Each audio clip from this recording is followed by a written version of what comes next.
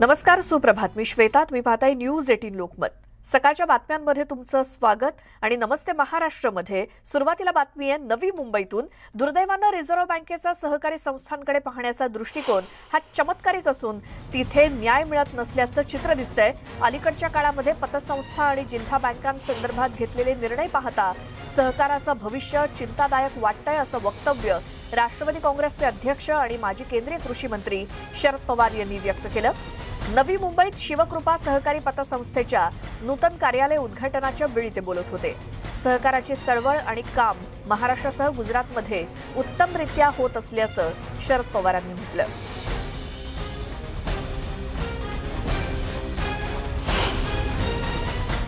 या देशामध्ये सुरुवातीला मी सांगितलं की सहकाराची चळवळ आणि काम सगळ्यात उत्तम कोणत्या राज्याचं आहे तर ते महाराष्ट्र आणि गुजरात. आणि आज गुजरातच्या हातामध्ये देशाचं सहकार खातं आहे, गुजरातच्या हातामध्ये देशाचं प्रधानमंत्री पद आहे. या दोघांच्याकडं तुम्हाला घेऊन मी जातो. तुमचे प्रश्न तिथं मांडा आणि त्यातनं कसा प्रश्न सोडून घ्यायचा या संबंधीचा प्रयत्न करू. त्यांनी काही नाराज व्हायचं कारण नाही. या संदर्भात अधिक बोलूयात. नवी मुंबईतून आमचे प्रतिनिधी विनय म्हात्रे आपल्यासोबत फोन लाईनवरती आहेत. विनय, काल शरद पवार यांनी केलेलं सहकार क्षेत्राबद्दलचं हे महत्त्वाचं विधान, या संदर्भात पंतप्रधानांची देखील भेट घेणार आहेत. काय आणखी माहिती द्याल? नक्कीच श्वेता, ज्या पद्धतीने आपण पाहायला घेतले की महाराष्ट्र म्हटलं की महाराष्ट्र सहकाराची चळवळ महाराष्ट्रापासून सुरुवात झाली होती. ही चळवळ जी आहे किंवा हा जो सहकार क्षेत्रामधले जे काम महाराष्ट्रामध्ये झालं होतं त्याच्याच पद्धतीने काम हे आता गुजरातमध्ये देखील होत आहे. आणि गुजरातमध्येच सहकारची चळवळ मोठ्या प्रमाणात सुरू असताना त्याचबरोबर पंतप्रधान देखील गुजरातचेच असल्यामुळे आता आपल्याला अनेक अडचणी ज्या महाराष्ट्रामध्ये निर्माण होतात आणि त्यामुळे काही उद्योगधंदे किंवा सहकार क्षेत्राला ज्या काही अडचणी निर्माण झालेल्या आहेत त्या अडचणी दूर करण्यासाठी आता उद्योगधंद्यांना किंवा जे उद्योगपती आहेत त्यांना मी स्वतः म्हणजे गुजरातमध्ये आणि पंतप्रधानांना भेटून देणार आहे. आणि तुमच्या ज्या अडचणी आहेत, सहकार क्षेत्र जो सध्या अडचणीमध्ये आहे त्या अडचणी दूर करण्यासाठी मी स्वतः तुम्हाला घेऊन जाईन आणि आपण त्यांच्या पंतप्रधानांसमोर तुमच्या अडचणी मांडून त्याच्यामधून जे काही मार्ग निघायचा तो मार्ग काढू आपण आणि पुन्हा एकदा सहकार क्षेत्राला त्या चळवळीला आपण पुन्हा उभारी देऊ. महाराष्ट्रामध्ये ही जी चळवळ आता कुठेतरी अडचणीमध्ये आलेली आहे ही अडचण दूर करण्याचा आपण प्रयत्न करू असं एक मोठं विधान शरद पवारांनी काल नवी मुंबईमध्ये केलं. यावेळी ह्या कार्यक्रमाला एका पतपेढीचं हे कार्यक्रम होता, मात्र त्या कार्यक्रमामध्ये अनेक उद्योगपती होते, सहकार क्षेत्रामधले अनेक तज्ज्ञ मंडळी होते आणि ह्या सगळ्यांसमोर हे आव्हान शरद पवार केल्यानंतर खऱ्या अर्थाने आता पुन्हा एकदा सहकार क्षेत्राला महाराष्ट्राच्या त्या चळवळीला किंवा सहकार क्षेत्राला एक उभारी मिळेल, आणखीन एक चालना मिळेल आणि पुन्हा एकदा महाराष्ट्रातील चळवळ जी आहे जी कुठे आता अडचणीमध्ये आहे त्याची जी अडचण दूर होईल असं एक चित्र आता समोर येते. विनय, धन्यवाद या सगळ्या माहितीसाठी.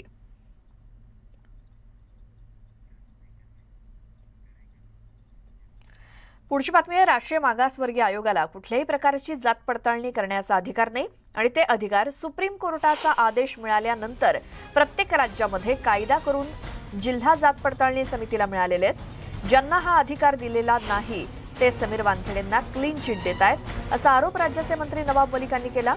मागासवर्गीय आयोगाबाबत लवकरच पत्रकार परिषद घेऊन आपली भूमिका जाहीर करणार असल्याचं त्यांनी स्पष्ट केलं. नवाब मलिक म्हणाले की सुप्रीम कोर्टाच्या आदेशानंतर जात पडताळणीचा अधिकार त्या राज्यातल्या जिल्हा जात पडताळणी समितीला देण्यात आले. ज्यांना हा अधिकार दिला गेलेला नाही ते क्लीन चिट देत आहेत असा टोला नवाब मलिकांनी लगावला.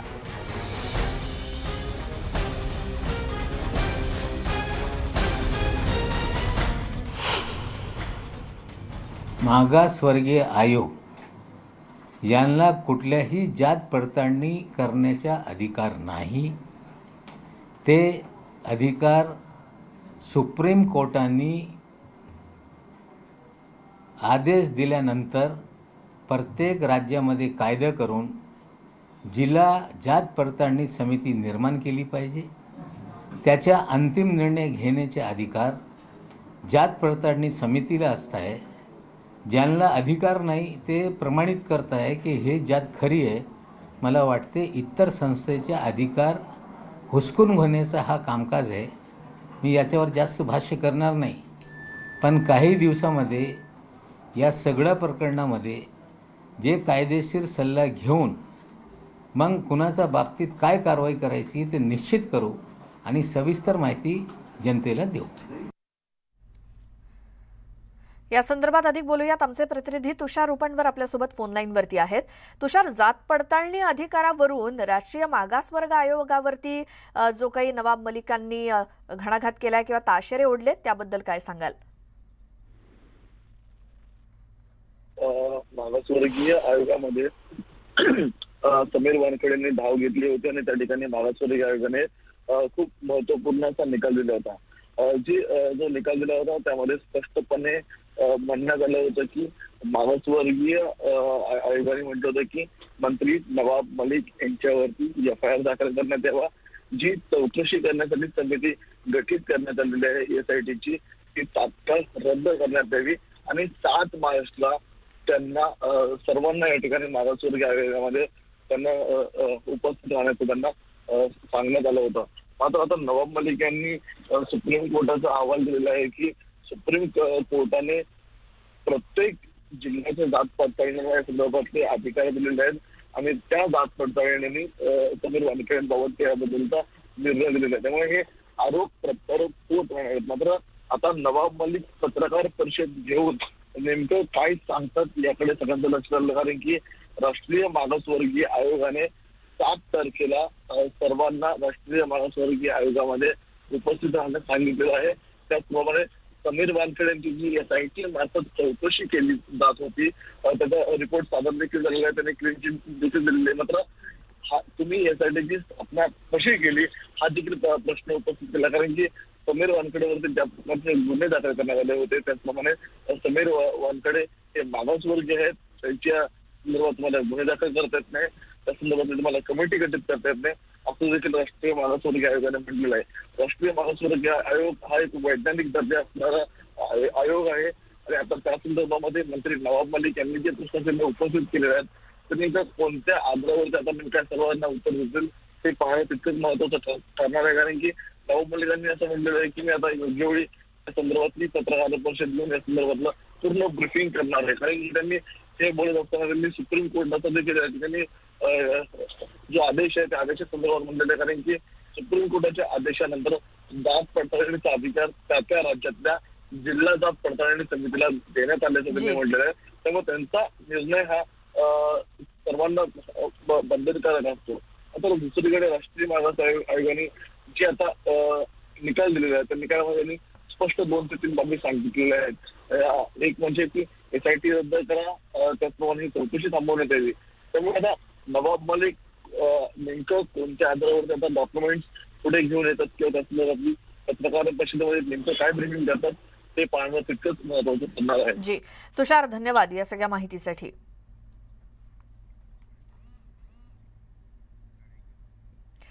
पुढची एक महत्वाची आणि मोठी बातमी. शिवसेना खासदार संजय राऊत आज दुपारी 4 वाजता शिवसेना भवनामध्ये पत्रकार परिषद घेणार आहेत आणि या पत्रकार परिषदेकडे आता अवघ्या महाराष्ट्राचं लक्ष लागलंय. भाजपकडून शिवसेनेवरती होणाऱ्या टीकेवरून आता शिवसेना चांगलीच आक्रमक झाली आहे. शिवसेना पत्रकार परिषद घेऊन भाजपला सगळी उत्तरं देणार असल्याचा इशारा संजय राऊतांनी दिलाय. तर भाजपचे 3.5 लोक जेलमध्ये जाणार आणि हे 3.5 लोक कोण हे आज पत्रकार परिषदेमध्ये कळतील असं देखील राऊत काल म्हणालेत. दुसरीकडे राऊतांना किरीट सोमय्यांनी प्रत्युत्तर दिलंय. गुन्हा केला असेल तर मी आतमध्ये जाईन असं सोमय्या म्हणालेत. जनतेला उत्तर देऊ शकत नाहीत म्हणून 3.5 लोकांची नाटकं असल्याचा आरोप देखील किरीट सोमय्यांनी केलाय.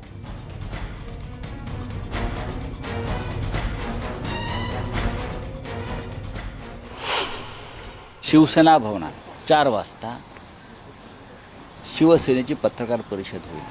मी शिवसेनेची म्हणतो, मी तर असेनच, मी बोलेन, पण शिवसेनेचे सगळे आमचे प्रमुख पदाधिकारी, आमदार, खासदार महाराष्ट्रातून येतील.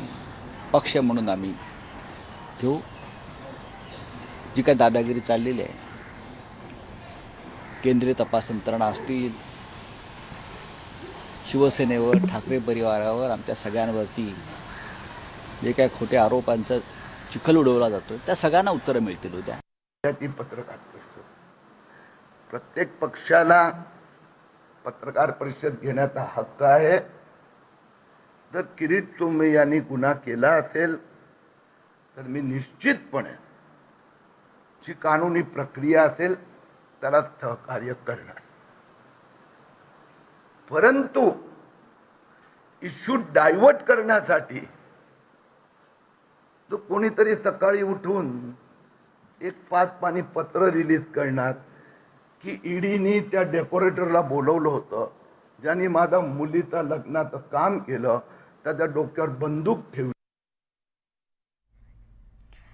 दरम्यान आजच्या संजय राऊत यांच्या पत्रकार परिषदेबद्दल युवासेना प्रमुख आदित्य ठाकरे यांना विचारलं असता त्यांनी काय उत्तर दिलंय ऐकूयात. जी कल शिवसेना प्रेस कॉन्फ्रेंस लेने वाली और ये दावा करी कि 3.5 नेता जेल में होंगे, तो क्या मामला है, ये क्या चीज है वो? मैच तो होने तो पहले भी टॉस हुआ है. जी कल शिवसेना प्रेस कॉन्फ्रेंस लेने वाली और ये दावा करी कि 3.5 नेता जेल में होंगे, तो क्या मामला है, ये क्या चीज है वो? मैच तो होने तो पहले भी टॉस हुआ है. याच संदर्भात भाजपच्या आमदारांनी राऊतांवरती जोरदार टीका केली. पाहुयात भाजपकडून राऊतांवरती काय काय टीका करण्यात आली आहे. संजय राऊत आजकाल जे बोलतायत त्यात ना ताळ आहे ना तम्य आहे, आणि त्यामुळे आता त्यांनी त्यांच्या लिखाणाच्या कॉलमचं नाव बदलून रोग ठगच्या ऐवजी ना तार ना तम्य अशा पद्धतीचं नाव ठेवावं, म्हणून त्यांना आता कोणी सिरियसली घेत नाही. याचा अर्थ या आधीच्या पत्रकार परिषदा या त्यांच्या होत्या, शिवसेनेच्या नव्हत्या, आणि आज ज्या वेळेला ते एकटे पडले आहेत, दुर्दैवी हे चित्र आहे. आज शिवसेना महाराष्ट्र विकास आघाडीपासून संजय राऊत हे एकटे पडलेले आहेत, आणि म्हणून आता कधी नाना पटोलेंच्या खांद्यावर हात टाक, कधी लिखाणामधून आव्हान कर की बाकीच्यांनी माझ्या बाजूने बोललं पाहिजे, आणि आता त्यांना ही अवस्था झाली आहे, बोलावं लागतंय की शिवसेनेची पत्रकार परिषद आहे. याचा अर्थ त्यांना स्वतःलाच शंका आहे की ते शिवसेनेचं नेतृत्व करतात की नाही. संजय राऊतांच्या मागे देखील एकही शिवसैनिक नाही, शिवसेनेचा नेता नाही, हे पाहून बघितलं, म्हणून आता स्वतःहून पत्रकार परिषद सेनाभवनमध्ये घेत आहे. आणि ह्यांना सांगावं लागतं की पत्रकार परिषद शिवसेनेची. आज मी बोलत असताना मला सांगावं लागत नाही की भारतीय जनता पार्टीसाठी बोलतोय, कारण आमच्या रक्तामध्ये भारतीय जनता पार्टी, आम्ही भारतीय जनता पार्टीचे कडवट कार्यकर्ते आहोत. भाजपचे लोक तुरुंगात जाणार. राऊत साहेब, उद्या कशाला, आज करा, आत्ता करा, आमचं तुम्हाला खुलं आव्हान आहे. आणि संजय राऊतांना तर माझ्या शुभेच्छा आहेत की त्यांचं मानसिक आरोग्य लवकरात लवकर सुधारावं. कारण पूर्वी ते कंपाऊंडरकडनं औषधं घ्यायचे, आता तर बहुतेक त्याच्याकडनंही घेत नाही आहेत. कदाचित पाटकर, कोविडचं कॉन्ट्रॅक्ट मिळालेले चहाचे दुकानवाले यांच्याकडनं औषधं घेत असतील. याच संदर्भात अधिक बोलणार आहोत. मुंबईतून आमचे प्रतिनिधी मनोज कुलकर्णी आपल्यासोबत जोडले गेलेत. मनोज, एकतर आज 4 वाजता शिवसेनेची पत्रकार परिषद होतीये. कोण कोण असणारे उपस्थित आणि काय असणार आहेत मुद्दे? खरं तर एका गोष्टीकडे लक्ष लागलंय, ते म्हणजे भाजपच्या 3.5 नेत्यांना लवकरच जेलमध्ये जावं लागेल, तर त्याविषयी बरीच उत्सुकता आहे. अगदी बरोबर आहे. शिवसेनेचे संजय राऊत असतील किंवा भाजपाचे काही नेते जे बोलत आहेत, हे सगळे यांच्याकडे वाक्चातुर्य आहे. हे सगळेजण जे बोलतात त्यामध्ये लोकांची उत्कंठा वाढली पाहिजे अशा प्रकारचे वक्तव्य करतायत, आणि मग या वक्तव्यावर मग प्रसारमाध्यमं असतील किंवा लोकांमध्ये चर्चा राहते. आणि संजय राऊत यांनी सुद्धा काल तसंच केलेलं आहे. भाजपाचे 3.5 मंत्री सुद्धा त्यांच्या रडारवरच असं दाखवलं, आणि त्याच अनुषंगाने आज शिवसेना भवनमध्ये जे त्यांचे पदाधिकारी आहेत, शिवसेनेचे पदाधिकारी आहेत, खासदार आहेत, आमदार आहेत, यांची ती मीटिंग ठेवलेली आहे, बैठक ठेवलेली आहे, आणि त्याच्यामध्ये ते काहीतरी गौप्यस्फोट करणार आहे असं सांगितलेलं आहे. मग हे सगळं झाल्यानंतर भाजपाच्या वतीनं मग सगळे जे नेते आहेत, प्रवक्ते आहेत, ते सुद्धा बोलायला सुरुवात केलेली आहे. गेल्या काही दिवसामध्ये चंद्रकांत पाटील असतील, किरीट सोमय्या असतील किंवा अतुल भातखळकर असतील, हे सगळे जे नेते आहेत शिवसेनेला फक्त आणि फक्त शिवसेनेलाच टार्गेट करत असल्याचं पाहायला मिळते, आणि शिवसेना सुद्धा या सर्वांसोबत एकटीच लढत असल्याचं पाहायला मिळते. आणि शिवसेनेमध्ये सुद्धा संजय राऊत हेच एकटे किल्ला लढवताना पाहायला मिळत आहेत. शेवटी कुठेतरी त्यांना सुद्धा वाटलं की मीच एकटा सरकारची बाजू मांडतोय, म्हणून त्यांनी त्यांच्या सहकारी पक्षांना सुद्धा तसं आवाहन केलं होतं. त्यांनी तितक्यापुरता तर रिस्पॉन्स दिला, परंतु पुन्हा संजय राऊत एकटेच लढत असल्याचं आपल्याला पाहायला मिळतंय आणि आज कुठेतरी काहीतरी वेगळा धमाका करणार आहेत असं त्यांच्या वक्तव्यातून दिसत आहे. त्यामुळे भाजपासुद्धा नेमका कोण आहे, नेमका काय धमाका होऊ शकतो किंवा काय आरोप होऊ शकतात याच्यासाठी त्यांची सुद्धा उत्कंठा लागून राहिलेली आहे.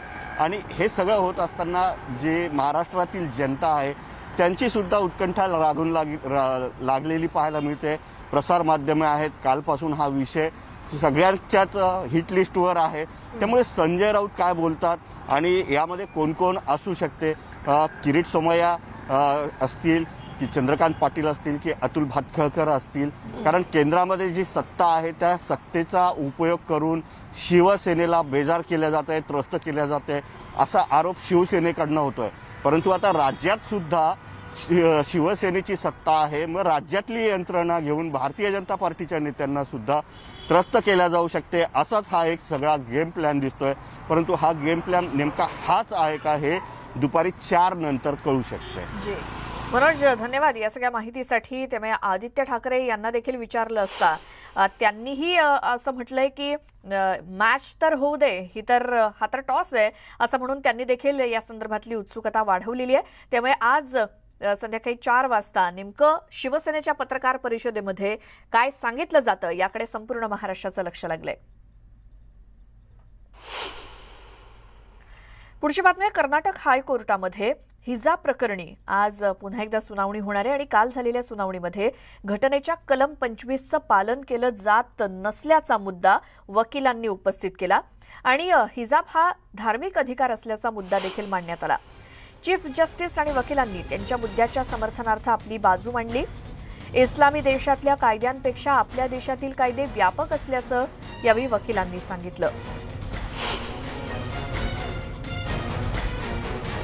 हिजाबच्या वादावरती आज पुन्हा एकदा सुनावणी होतीये.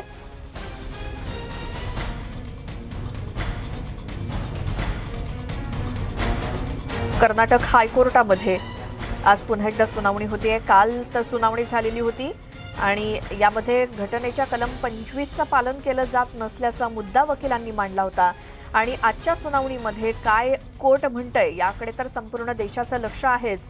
आमचे प्रतिनिधी प्रशांत लीला रामदास आपल्यासोबत आहेत फोन लाईनवरती. प्रशांत, याबद्दल काय आणखी सांगाल?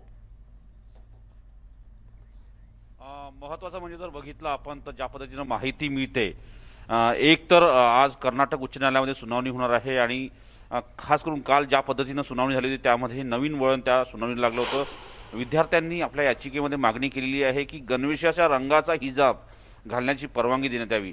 त्यामुळे या संदर्भात खास करून कर्नाटक उच्च न्यायालय काय निर्णय घेतं आणि ज्या पद्धतीने कलम 25चा उल्लेख करण्यात आला होता, त्यानंतर जगभरातल्या धार्मिक कायद्यांचा आणि देशभरातल्या कायद्यांचा उल्लेख करण्यात आला आणि धार्मिक स्वातंत्र्य कसं असतं अशा प्रकारचे युक्तिवाद झालेला आहे. त्या युक्तिवादानंतर हे जे नवीन वळण लागलेलं आहे की विद्यार्थ्यांनी याचिकेमध्ये मागणी केलेली आहे की गणवेशाच्या रंगाचा हिजाब घालण्याची परवानगी मिळावी. त्यामुळे आज कर्नाटक उच्च न्यायालय या संदर्भात काय निर्णय घेतं हे अत्यंत महत्त्वाचं ठरणार आहे, कारण की हिजाबच्या वादावर आज तोडगा निघेल अशी शक्यता व्यक्त केली जात आहे. स्टुडिओ. बरं प्रशांत, काल देखील सुनावणी झाली, त्यामुळे कालच्या सुनावणीमध्ये काल काय काय झालं? आणि जसं मी उल्लेख केला की कालच्या सुनावणीमध्ये कलम 25 जे आहे, खास करून आर्टिकल 25, ज्यामध्ये एकतर सर्वधर्म समभाव, त्यानंतर धार्मिक स्वातंत्र्य, यानंतर स्वराचार, याशिवाय काही गणवेशाचे नियम असतात, अशा साधारणतः विविध प्रकारचा युक्तिवाद कालच्या कोर्टात झाला. कोर्टात युक्तिवाद असताना खास करून सरकारच्या वकिलांनी ज्या पद्धतीनं युक्तिवाद केला की आम्ही जो कायदा आणलेला आहे त्या कायद्याचा आधार आम्हाला करताना सक्तीची आवश्यकता आहे आणि ज्या पद्धतीनं धार्मिक स्वातंत्र्याचा उल्लेख केला जातो, धार्मिक स्वातंत्र्यावर कुठल्या प्रकारची सक्ती केली जाऊ शकत नाही, तो यामध्ये आर्टिकल 25च्या अंतर्गत जर बघितला आपण तर या संदर्भातली सक्ती करण्याचे अधिकार राज्याला मिळतात, कारण की त्या राज्याला धार्मिकतेच्या आधारावरती आणि शैक्षणिकाच्या संदर्भात कुठल्याही धार्मिकतेचा संभाव करू नये अशा प्रकारचे अधिकार मिळतात. त्यामुळे हा कायदा त्या अधिकारांच्या अंतर्गत आणलेला आहे असंही स्पष्टीकरण काल युक्तिवादादरम्यान करण्यात आलं. पण दरम्यान सोबतच ज्या पद्धतीनं विद्यार्थ्याच्या वकिलांनी देखील या संदर्भात युक्तिवाद केला की ज्या पद्धतीनं धार्मिक स्वतंत्रता आहे आणि ज्या पद्धतीनं भारताचं संविधान सांगतं की तुम्हाला कुठलाही धर्म पाळण्याचा अधिकार आहे आणि तो त्या धर्माची मूल्य देखील पाळण्याचे अधिकार आहे. आमचं हे धार्मिक मूल्य आहे आणि हिजाब घालणे हे एका समाजाचं धार्मिक मूल्य आहे. त्यामुळे त्या समाजावरती अन्याय होऊ नये अशा प्रकारचाही युक्तिवाद काल करण्यात आला. पण त्यानंतर जेव्हा शेवटच्या टप्प्यात सुनावणी होत होती त्यावेळेस याचिकाकर्त्यांचे वकील, खास करून विद्यार्थ्याच्या याचिकाकर्त्यांचे वकील जे आहेत त्यांनी कामत यांनी एक नवीन त्यामध्ये अर्ज दाखल केला आणि त्यांनी स्पष्ट केलं की आम्हाला विद्यार्थ्यांची मागणी आहे की आम्ही ती मागणी करतोय. विद्यार्थ्यांच्या वतीनं वकिलांनी ही मागणी केली की या संपूर्ण गणवेशादरम्यान जर गणवेशाची एवढीच सक्ती करायची असेल तर त्या गणवेशामध्ये जो रंग आहे तो त्याच रंगाची हिजाब आम्हाला मिळावा आणि त्यामुळे कुठेतरी एक प्रकारची सामूहिकता सामूहिकता तयार होईल आणि नियम देखील पाळले जाईल असंही त्यांनी स्पष्ट केलं. त्यामुळे आज यावरती कोर्ट काय निर्णय घेतं हे पाहणं अतिशय महत्त्वाचं आहे. जी, धन्यवाद प्रशांत, तुम्ही दिलेल्या सगळ्या माहितीसाठी. हिजाब वादावरती आज पुन्हा एकदा सुनावणी होतीये.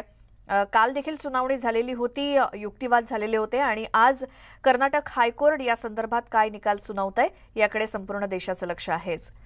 पुढची बातमी, मुंबई महानगरपालिकेच्या प्रभाग पुनर्रचनेबाबत 800 हरकती आणि सूचना करण्यात आलेल्या आहेत. प्रभाग पुनर्रचनेबाबत हरकती आणि सूचना देण्याचा कालचा शेवटचा दिवस होता आणि या शेवटच्या दिवशी राजकीय पक्षांकडून तब्बल 400 पेक्षा जास्त हरकती आणि सूचना करण्यात आलेल्या आहेत. या प्रभाग पुनर्रचनेमध्ये अनेक प्रभाग हे 2 प्रशासकीय वॉर्डात सुद्धा विभागले गेलेले आहेत. त्यावरती मोठ्या प्रमाणात आक्षेप घेण्यात आलेला आहे. त्यापैकी G south, F north, R centre आणि आर नॉर्थ अशा 4 ते 5 वॉर्डमध्ये सीमा बदलाबाबत सुद्धा हरकती आलेल्या आहेत. तर माटुंगा इथल्या 5 गार्डन बाबतीमध्ये पारसी समुदायानं हरकत घेतली आहे. या हरकती आणि सूचनांबाबत येत्या 22 ते 26 फेब्रुवारीमध्ये तक्रार निवारण समितीसमोर सुनावणी होणार आहे.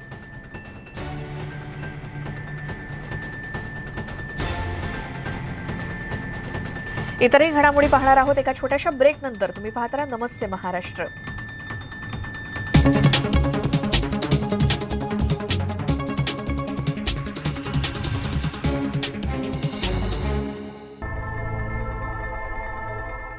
ब्रेकनंतर स्वागत नमस्ते महाराष्ट्रमध्ये. आता बातमी आहे युक्रेनवरील हल्ल्याबाबतची. गेल्या काही दिवसांपासून रशिया युक्रेनवरती हल्ला करण्याच्या बातम्या सतत येत होत्या. मात्र उद्या युक्रेनवरती हल्ला होणार असल्याची माहिती युक्रेनच्या राष्ट्राध्यक्षांनी दिली. फेसबुक पोस्टवरून त्यांनी ही माहिती दिल्यामुळे जगभरात चिंतेचं वातावरण निर्माण झालंय.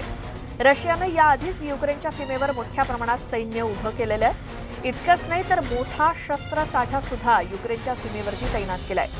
त्यामुळे रशियानं युक्रेनवरती हल्ला केल्यास 3ऱ्या महायुद्धाला तोंड फुटण्याची शक्यता वर्तवली जाते. तसंच रशियानं युक्रेनवरती हल्ला केल्यास इतर देश आता काय भूमिका घेतात हे सुद्धा पाहावं लागणार आहे. आमचे प्रतिनिधी प्रशांत लीला रामदास आपल्यासोबत फोन लाईनवरती आहेत. प्रशांत, गेल्या अनेक दिवसांपासून या बातम्या आपण पाहतोय आणि अखेर ही आता वेळ जवळ आली आहे. आता कधी हल्ला होऊ शकतो अशी परिस्थिती आहे युक्रेनवरती. त्यामुळे काय आता आंतरराष्ट्रीय अभ्यासकांकडून सांगितलं जात आहे? युक्रेनचे खास करून राष्ट्रपती आहे व्लादिमीर झॅलेन्स्की यांनी फेसबुक पोस्ट लिहिली आहे आणि त्यांनी स्पष्ट केलं आहे की मी रशियावरती फेब्रुवारी 16 म्हणजे उद्या हल्ला करणार आहे आणि त्याचमुळे अमेरिकेच्या बहुतांश नागरिकांना तिथून बाहेर पडण्याच्या सूचना अमेरिकेने दिलेल्या आहे. सोबतच ज्या पद्धतीचं वातावरण निर्माण गेल्या 15 दिवसापासून युक्रेन आणि रशिया या दरम्यान प्रचंड वाद होता. या वादादरम्यान अमेरिका आणि चीनने देखील हस्तक्षेप करण्याचा प्रयत्न केला, भारतानं देखील हस्तक्षेप प्रयत्न केला आणि त्यानंतर आता ज्या पद्धतीने माहिती मिळते की एकीकडे अमेरिकेचा हस्तक्षेप देखील युक्रेनने मान्य केला आणि त्यानंतर आता युक्रेनने निर्णय घेतला आहे की येत्या 16 फेब्रुवारीला ते रशियावरती हल्ला करतील. त्याचमुळे दोन्ही सीमा भागांमध्ये मोठा फौजफाटा तैनात झालेला आहे. अनेक ठिकाणी जर बघितलं आपण त्या सीमे भागांमध्ये ज्या पद्धतीनं रणगाडे आणि मिसाईल देखील तैनात करण्यात आलेले आहे. त्याचमुळे अमेरिकेने एक अत्यंत महत्वाचा निर्णय घेत युक्रेनच्या क्षेत्रामध्ये राहणारे सर्व जे खास करून अमेरिकेचे अधिकारी आहेत त्यांनी स्पष्ट केलं आहे की त्यांना तात्काळ त्यांनी अमेरिकेत परतावं. जेही US नागरिक आहेत त्यांनी तात्काळ युक्रेन सोडावं या सगळ्यांसाठी एक टेम्पररी एक व्यवस्था करण्यात येत आहे. एम्बसीचं ऑपरेशन आता युक्रेनच्या ऐवजी दुसऱ्या ठिकाणाहून करण्याचाही प्रयत्न सुरू झालेला आहे, असंही अमेरिकेचे जे राज्यमंत्री आहेत अँटोनी ब्लिंकेन यांनी स्पष्ट केलं आहे. सोबतच ज्या पद्धतीनं माहिती मिळते की या शिवाय या सगळ्या पार्श्वभूमीवरती एकतर दोन्ही देशांमध्ये जर युद्ध झालं तर इतर राष्ट्रांची काय भूमिका असेल या संदर्भात अजूनही स्पष्टपणे कोणी बोलण्यास तयार नाही. पण अमेरिकेने ज्या पद्धतीने स्पष्ट सांगितले दिले आहे की पुतीन म्हणजे रशियाचे जे प्रमुख आहेत त्यांनी जर हल्ला केला तर आम्ही रशियावरती कडेकोट आणि कठीण निर्बंध लादू अशा प्रकारच्या सूचना केली आहे. त्या संदर्भात अजूनही अमेरिकेचा अजूनही विश्वास आहे की पुतीन या हल्ल्याला ज्या पद्धतीने हल्ला होत असेल त्यामध्ये प्रथम हल्ला करणार नाही आणि कुठल्याही प्रकारचं वॉर्निंग देखील देणार नाही असंही पेंटागॉनच्या स्पोक्सपर्सनने म्हटले आहे. त्यामुळे अमेरिकेचंही लक्ष युक्रेन आणि पुतीन दरम्यान सुरू असलेला वाद जो आहे त्यामध्ये आहे. आणि सोबतच जर बघितलं या सगळ्या पार्श्वभूमीवरती ज्या पद्धतीनं व्हाईट हाऊसचे डेप्युटी प्रेस सेक्रेटरी जे आहेत सेक्रेटरी करेन जेन यांनी स्पष्ट केलं आहे की कॉट पार्टनर आहेत या सगळे हे देश आणि याच्यामुळे यामध्ये कुठल्याही प्रकारचा हस्तक्षेप होईल नाही याचीही काळजी घ्यावी अशा प्रकारे स्पष्ट केलेलं आहे. त्यामुळे एक प्रकारे असं म्हणावं लागेल की संपूर्ण या युक्रेन आणि रशियाला लागून असलेल्या ज्या वेगवेगळ्या देशांच्या सीमा आहे त्यामध्ये प्रचंड तणावाचं वातावरण आहे. त्यामुळे आता काय भूमिका घेतली जाते हे देखील उद्या ज्या धमकी दिली आहे त्या धमकी वास्तविकतेत उतरते का हे देखील पाहणं महत्वाचं ठरणार आहे. जी प्रशांत, धन्यवाद या सगळ्या सविस्तर माहितीसाठी.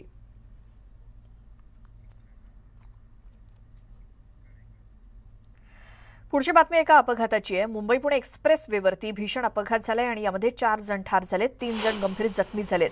खोपोलीजवळ हा अपघात झालाय. मुंबईला जाणाऱ्या लेनवरती अपघात झाला त्यामुळे वाहतूक पूर्णपणे विस्कळीत झाली आहे. मुंबई पुणे एक्सप्रेस वेवरती भीषण अपघात झालाय. कंटेनर, ट्रेलर, ट्रक, टेम्पो आणि कार अशा 6 वाहनांचा विचित्र असा अपघात झाला आणि यामध्ये प्रत्येक गाडीची काय अवस्था झाली आहे. यामध्ये 4 जण जागीच ठार झालेत. या विचित्र अपघातामध्ये आणखी 2-3 जण जखमी सुद्धा झालेले आहेत. आमचे प्रतिनिधी गणेश दुडम आपल्यासोबत फोन लाईनवरती आहेत. गणेश, कधी झालेला हा अपघात आणि 6 वाहनं आहेत चक्क आणि काय झालं या वाहनांची अवस्था ही देखील दिसतंय. हो नक्कीच, आपण पाहायला गेलं तर पुणे मुंबई एक्सप्रेस वेवर खोपोलीच्या हद्दीमध्ये हा विचित्र असा अपघात झालेला आहे. मात्र यामध्ये 4 जणांचा हा जागीच मृत्यू झालेला आहे तर 3 जण गंभीर जखमी आहेत, 5 जण किरकोळ आहेत. या सर्वांना पनवेलच्या MGM रुग्णालयामध्ये दाखल करण्यात आलेला आहे.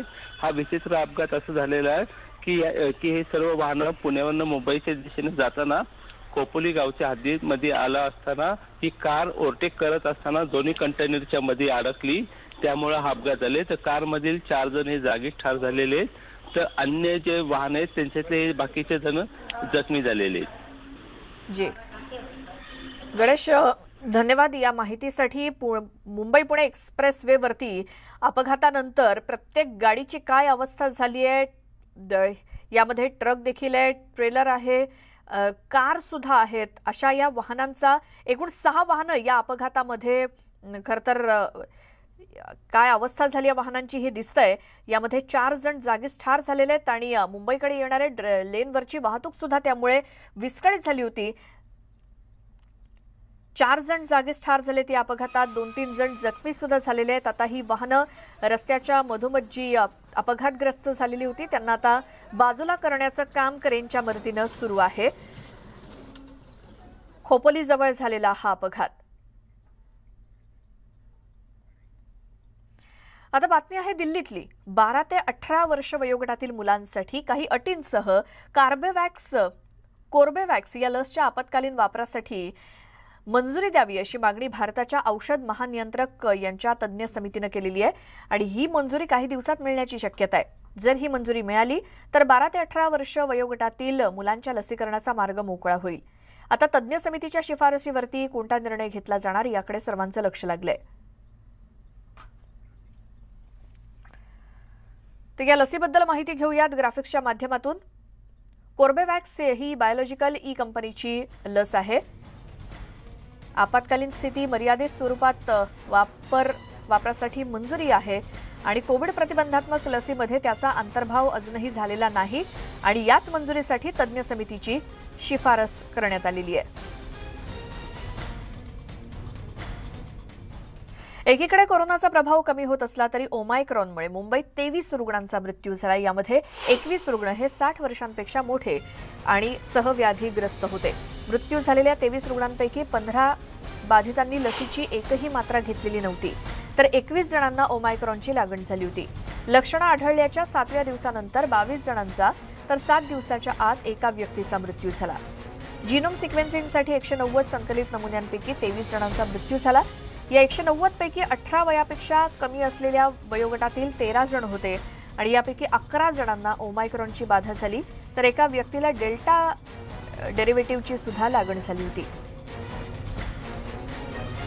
तर कोणत्या वयोगटातील रुग्णांना किती टक्के आतापर्यंत संसर्ग झालाय यावरती आपण एक ग्राफिक्सच्या माध्यमातून नजर टाकूया. 0 ते 20 वर्ष वयोगट यामधले 17 रुग्ण सापडलेले आहेत, म्हणजे 9% रुग्ण एकूण रुग्णसंख्येच्या. 21 ते 40 वर्ष वयोगटातले 36 रुग्ण सापडलेत, म्हणजे एकूण रुग्णसंख्येच्या 19%. 41 ते 60 वर्ष वयोगटातले 41 रुग्ण म्हणजे एकूण रुग्णसंख्येच्या 22%. तर 61 ते 80 वर्ष वयोगटातील 74 रुग्ण म्हणजे 39%. तर 81 ते 100 वर्ष वयोगटातील 22 रुग्ण म्हणजे एकूण रुग्णसंख्येच्या 12% रुग्ण. तर ओमायक्रॉन आणि डेल्टाचे किती रुग्ण आहेत आणि त्यांचं काय प्रमाण आहे यावरती सुद्धा आपण एक नजर टाकूयात. रुग्णांचं वर्गीकरण ओमायक्रॉनचे 180 रुग्ण म्हणजे 94.74%, तर डेल्टा व्हेरियंटचे 3 रुग्ण सापडलेले आहेत जे 1.58%. डेल्टाचे रुग्ण 1 रुग्ण सापडलेला आहे म्हणजे 0.53%, तर इतर 6 रुग्ण सापडलेले आहेत 3.16% इतकं प्रमाण. हे रुग्णांचं केलेलं वर्गीकरण म्हणजे कोणत्या रुग्णाला नेमक्या कोणत्या व्हेरियंटची लागण झाली यावरून हे वर्गीकरण केलेलं आहे. आमचे प्रतिनिधी तुषार उपणकर आपल्यासोबत आहेत. तुषार, एक तर मुंबईमध्ये जरी कोरोनाचा धोका कमी होत असला तरी ओमायक्रॉनचे रुग्ण आणि त्यामुळे झालेल्या मृत्यूंची संख्या सुद्धा आढळलेली आहे. नुकतंच आपण हे सगळं वर्गीकरण सुद्धा पाहिलं. काय एकूण स्थिती आहे? श्वेता, आपण जर पाहिलं असेल तर मुंबईमध्ये कोरोना जे रुग्ण आहेत ते रुग्णसंख्या आपल्याला कमी होताना पाहायला मिळते. मुंबईमध्ये ओमायक्रॉनचे जे रुग्ण आहेत त्याची जी आता आकडेवारी समोर आलेली आहे, यामध्ये 23 रुग्णांचा आतापर्यंत या ठिकाणी मृत्यू झालेला आहे. त्यामध्ये जे 21 रुग्ण आहेत ते 21 रुग्णांची आपण जर माहिती जी मिळाली त्यानुसार 60 वर्षांपेक्षा ते अधिक रुग्ण आहेत. त्याचप्रमाणे त्यांना अनेक म्हणजे बीपीचा त्याचप्रमाणे डायबिटीसचा आपल्याला आजार असल्याचं पाहायला मिळतंय.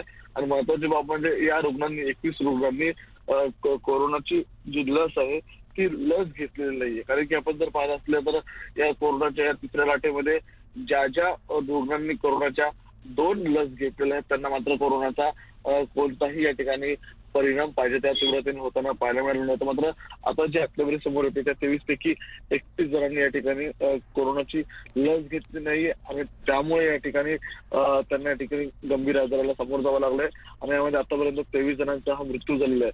कारण की मुंबईसारख्या शहरामध्ये जेव्हा ओमायक्रॉन व्हेरियंट हा दक्षिण आफ्रिकेतून आला होता तेव्हा असं म्हटलं जात होतं की हा खूप अधिक वेगाने पसरू शकतो, कारण की याची तीव्रता जी संशोधकांनी सांगितली होती ती 6 पटीने पसरण्याची होती. मात्र मुंबईमध्ये तो आपल्याला पाहिजे त्या वेगाने स्प्रेडिंग झाला नाही. कारण की सुरुवातीच्या 2 ते 3 आठवड्यामध्ये त्याचा स्प्रेडिंग रेट हा मोठ्या प्रमाणात आपल्याला पाहायला मिळत होता. मात्र नंतर ती लाट आपल्याला थोपवण्यामध्ये मुंबई महानगरपालिका प्रशासन असेल किंवा राज्य सरकार असेल ते यशस्वी होताना पाहायला मिळाले. मात्र असे काही रुग्ण होते त्या रुग्णांनी कोरोनाची एकही लसीची मात्रा घेतली नव्हती आणि त्यामुळेच आपल्याला त्यांना या ओमायक्रॉनची लागण झाल्यानंतर मात्र त्यांच्या या ठिकाणी मृत्यू होताना पाहायला मिळतोय. जे 21 जणांचा मृत्यू झालेला आहे त्या 21 जणांमध्ये या ठिकाणी त्यांना ब्लडचा आजार होते आणि बीपीचा सुद्धा आजार होता. असे वेगवेगळ्या त्यांच्यावरती व्याधी असल्या कारणामुळे त्यांचे मृत्यू झाल्याचं आपल्याला या पाहण्यामध्ये दिसून येत आहे. जी तुषार, धन्यवाद या सगळ्या माहितीसाठी. ओमायक्रॉनचा धोका हा कायम आहे, त्यामुळे मुंबईकरांनी निष्काळजी राहून चालणार नाहीये. अजूनही मास्क सतत वापरणं घराबाहेर पडताना किंवा सॅनिटायझरचा वापर करणं, सोशल डिस्टन्स पाळणं, हे सगळे नियम अजूनही पाळणं गरजेचे आहेत.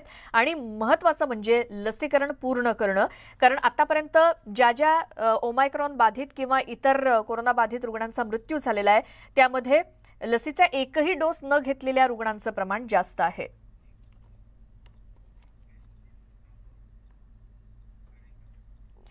मुंबईमध्ये बहुप्रतीक्षित मेट्रो 2A आणि मेट्रो 7 आता काहीच दिवसात धावणार आहे. त्यामुळे डीएन नगर ते दहिसर पूर्व दरम्यानची मेट्रो 2A आणि अंधेरी पूर्व ते दहिसर पूर्व या मेट्रो 7 मार्गिकेच्या पहिल्या टप्प्यातील मार्गाची पाहणी केली जाणार आहे.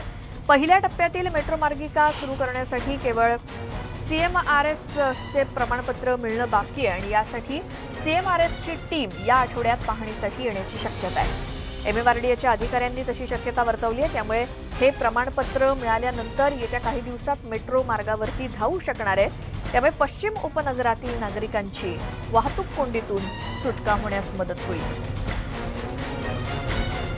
तर कशी असेल ही मेट्रो यावरती एक नजर टाकूयात. मेट्रो 2A दहिसर ते डीएन नगर या मार्गावरती धावेल.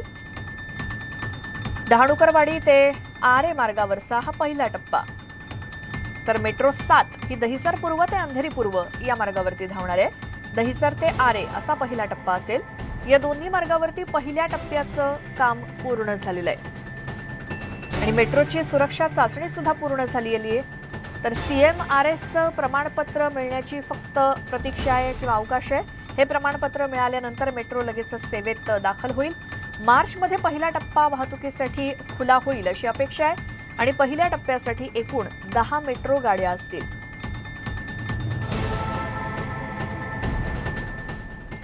फायजी स्पेक्ट्रमच्या लिलावाची प्रक्रिया आता पुढील महिन्यामध्ये सुरू केली जाणार आहे आणि यानंतर स्पेक्ट्रम खरेदी करणाऱ्या कंपनीला 6 महिने ते 1 वर्षाच्या आत सेवा सुरू करावी लागेल.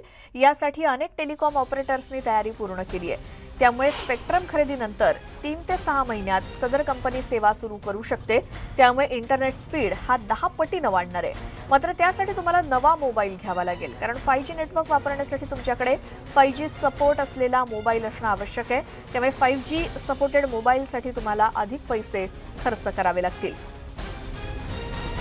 5G मुळे काय बदल होणार आहेत ते देखील पाहूयात. अपलोड आणि डाउनलोडिंग हे जास्त जलद गतीनं व्हायला मदत होईल. तर व्हिडिओ कॉलिंगमध्ये सुद्धा काहीही अडचण येणार नाही. कोणताही डिस्टर्बन्स व्हिडिओ कॉलिंगमध्ये येणार नाही 5G मुळे. वेगवान वायरलेस इंटरनेट हे सर्वत्र पोहोचण्यास मदत होईल. घरामधून काम करणाऱ्यांना सुद्धा कोणतीही समस्या येणार नाही. काम करताना अडथळे येणार नाहीत. ऑनलाईन गेम खेळण्यात सुद्धा अडचण येणार नाही. त्याचसोबत कारखान्यांमध्ये रोबोट्स वापरणं सोपं होणार आहे 5G मुळे.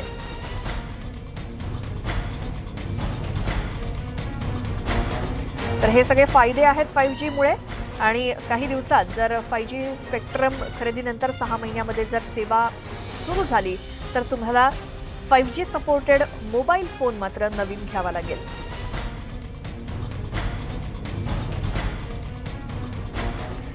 आणि या सगळ्या बातम्यांसोबतच वेळ झाली नमस्ते महाराष्ट्रामध्ये आत्ता इथेच थांबण्याची. सगळ्या ताज्या बातम्यांसाठी न्यूज 18 लोकमतच्या YouTube चॅनलला सबस्क्राईब करा. फेसबुक आणि ट्विटरवरती सुद्धा मला फॉलो करा.